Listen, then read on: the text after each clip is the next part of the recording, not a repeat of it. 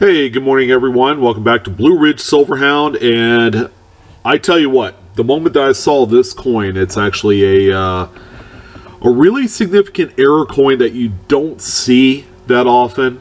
And I'm going to get into what could possibly be something that's kind of controversial because I know I'm going to hear about it.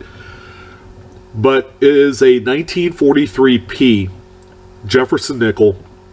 Keep in mind that this was originally intended to be a 35% manganese alloy silver war nickel. Okay, a lot of you are very familiar with it. This one was struck on a 1943 steel cent planchet. All right, so this coin was sold by Sullivan Numismatics. For those of you that are not familiar with the actual dealer, he is one of the foremost experts in the field on error coins. If you want to see some absolutely amazing one-off type errors, you ought to check out his site or his eBay page. But this particular example, of course, was slabbed by PCGS. You kind of have to authenticate something like this. Less about the grade, more about ensuring that it is a legitimate error, okay? Because some would say, oh yeah, this has been faked. Not this. This coin sold on eBay back in July for $4,000. And even at that price level, I feel like that there's a lot of room to grow for this type of unique error.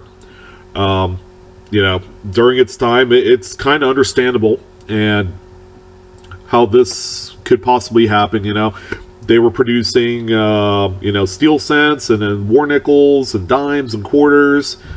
So, the opportunity always arises for, an errant steel blank to kind of like fall into a batch of various other denominational, blanks.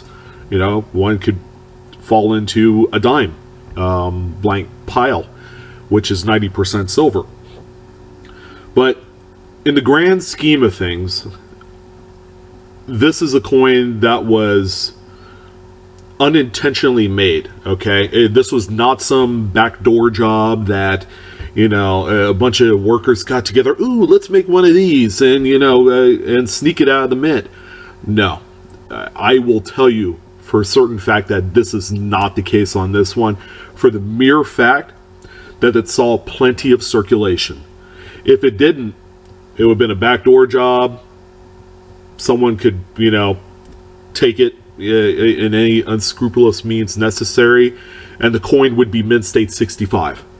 Let's be honest, because most of those backdoor jobs that people specify are high grades. This one has seen its day in commerce.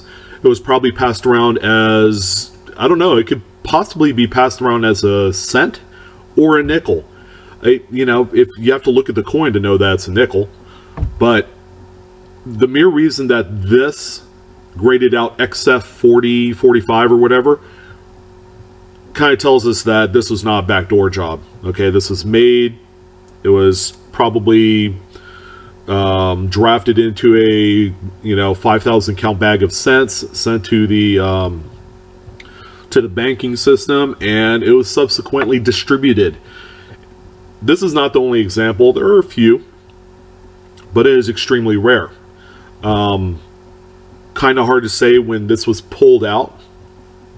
Might have been pulled out of a bulk bag of cents. It could have been pulled out of change, or it's kind of hard to say. It could have been pulled out in the 50s as an oddity, but this is a coin that we all dream of finding.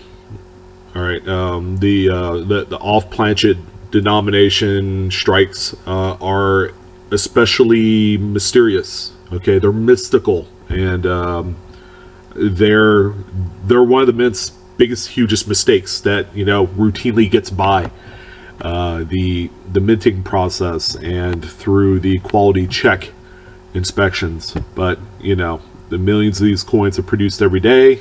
Again, thank you for the human error. Because it has produced so many wonderful, great collectible coins.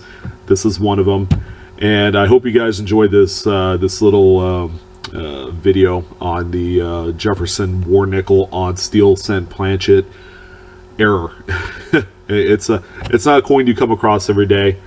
Not particularly one that you would find in pocket change, but you never know. I always have to throw out that fine print detail in all this. But hope you guys enjoyed the video. Hit like and subscribe if you enjoy what you see. Hit the bell for instant notifications, and as always, you guys keep searching around for those wonderful coins and great varieties and errors. Appreciate your guys' time. Love you, and take care. See you on the next one.